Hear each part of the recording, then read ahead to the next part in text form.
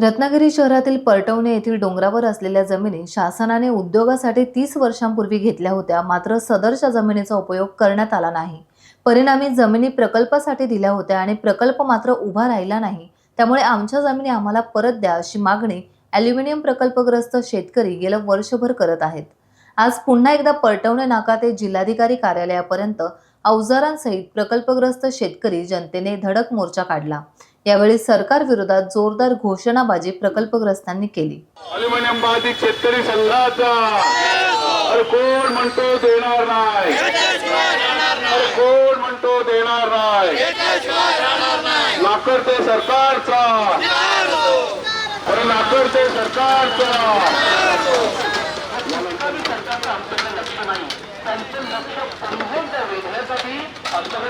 हा असा धडक मोर्चा आहे, धडक मोर्चा आहे। अरे रत्नागिरी ॲल्युमिनियम प्रकल्पग्रस्त शेतकरी संघटनेचा रत्नागिरी बंधू-भगिनींनो, 53 वर्षापूर्वी सुमारे 40 रुपया फक्त 40 रुपये प्रति गुंठा या सरकारने आमच्याकडनं जमीन घेतल्या होत्या, फक्त 40 रुपये प्रति गुंठा। आता 40 रुपये, आता आम्ही ते हेच म्हणतो तुम्हाला आम्ही परत देतो 40 प्रमाणे, आम्हाला परत द्या। आणि त्या एवढ्या जमिनीमध्ये एकही कारखाना सरकार आणू शकलं नाही, एकही कारखाना। पण जर का कारखानाचं आणतात, जमीन तशीच पडून ठेवली तर ती आम्हाला परत करा, हे काय चुकीची मागणी आहे का आमची? ही रास्त मागणी आमची। आणि तुमच्याकडं कोणत्याच प्रकारची कुवत नसेल तर महाराष्ट्र सरकारकडं जर उद्योग आणायची जर धमकत नसेल तर लोकांच्या जमिनी काय घेता तुम्ही? अशा लोकांच्या जमिनी काय घेताय तर तुम्हाला एकही उद्योग आणू शकत नाही आहेत। 53 वर्षात एकही उद्योग आणला नाही आहे। आणि आणलं तर काय, तर त्या फिनोलेक्सच्या भांडवलदाराला त्याच्या निवासी बंगले बांधायला दिले।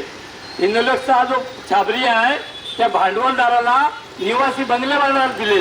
स्विमिंग टँक त्यांनी बांधला।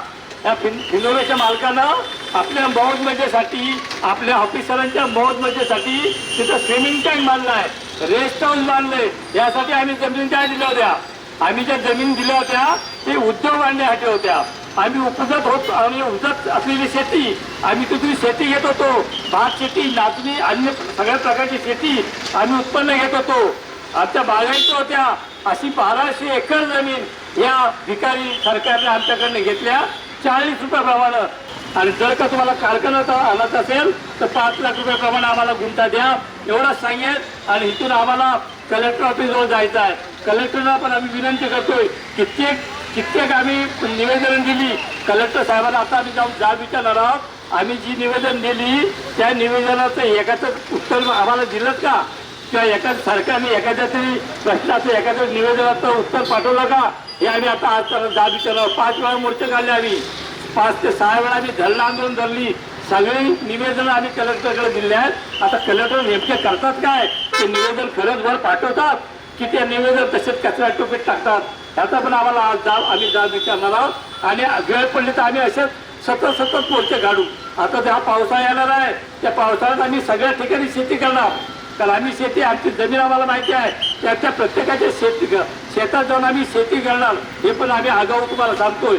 आता 2 महिन्यांचा पाऊस सुरू होईल, त्या पावसात आम्ही आमची जमीन ताब्यात घेऊन शेती करणार। जर का तुम्हाला मिटवायचं असेल तर 2 महिन्याच्या आधी हा प्रश्नाचं उत्तर बनवा, आमचं समाधान करा। सरकारचं जे महत्त्वाचं काम आहे ते तुम्ही करा, एवढंच बोलतो आणि इथं थांबतो। टाइम्स डिजिटलला लाईक करा, शेअर करा, सबस्क्राईब करा आणि बेल आयकॉन दाबायला विसरू नका। Times digital.